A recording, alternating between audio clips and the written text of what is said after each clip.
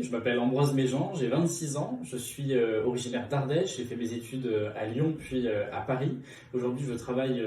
dans la vie professionnelle comme conseiller en communication au Sénat et dans la vie politique, je suis président des Jeunes avec Macron, qui est le mouvement de jeunesse de la majorité présidentielle. Il est le président de la République, déterminé parce qu'il a montré au cours de ces 5 dernières années qu'il était résolu à mettre en œuvre les propositions qu'il avait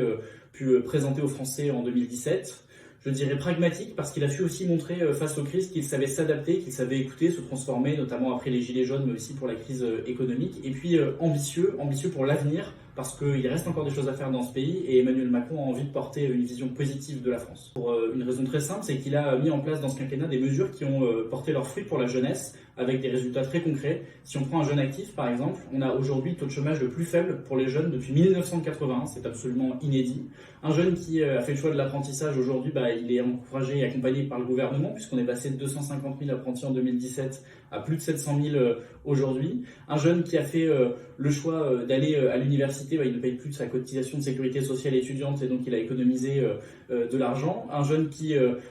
à 18 ans, bénéficie du pass culture. Donc il y a tout un tas de mesures qui ont été mises en œuvre par le président de la République qui montrent que la question de la jeunesse a été au cœur de ses politiques, des politiques publiques qu'il a menées et donc qu'il a toute crédibilité pour continuer à faire ça demain.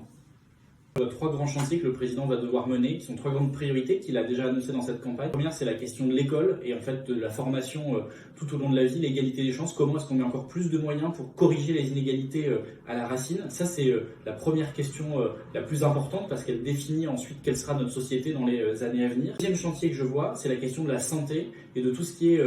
les politiques que nous allons pouvoir mettre en place dans le domaine du social, parce que là aussi on a encore du travail à faire, à la fois le versement automatique des aides pour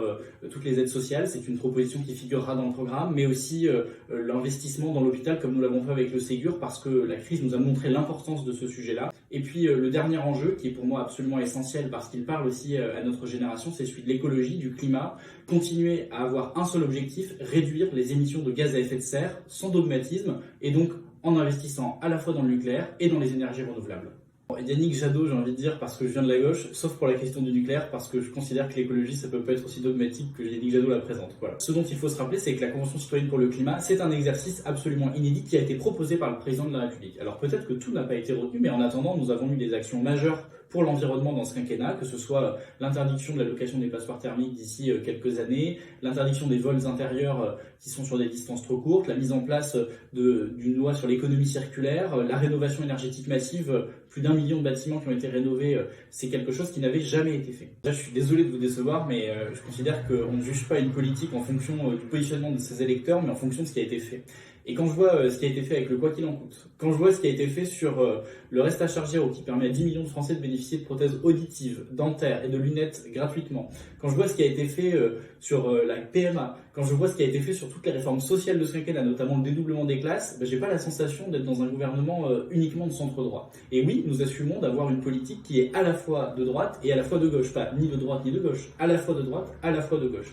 Et quand on regarde d'ailleurs, si on veut répondre à cette question purement de décalage de nos électeurs, la réalité, il y a une enquête du Monde qui a été faite il n'y a pas longtemps, c'est que 40% des électeurs de François Hollande en 2012 votent encore pour Emmanuel Macron aujourd'hui. Ça montre bien qu'une partie des électeurs de gauche est encore derrière le président de la République. D'ailleurs, je me demande si c'est pas la majeure partie des électeurs de gauche qui sont aujourd'hui derrière le président de la République.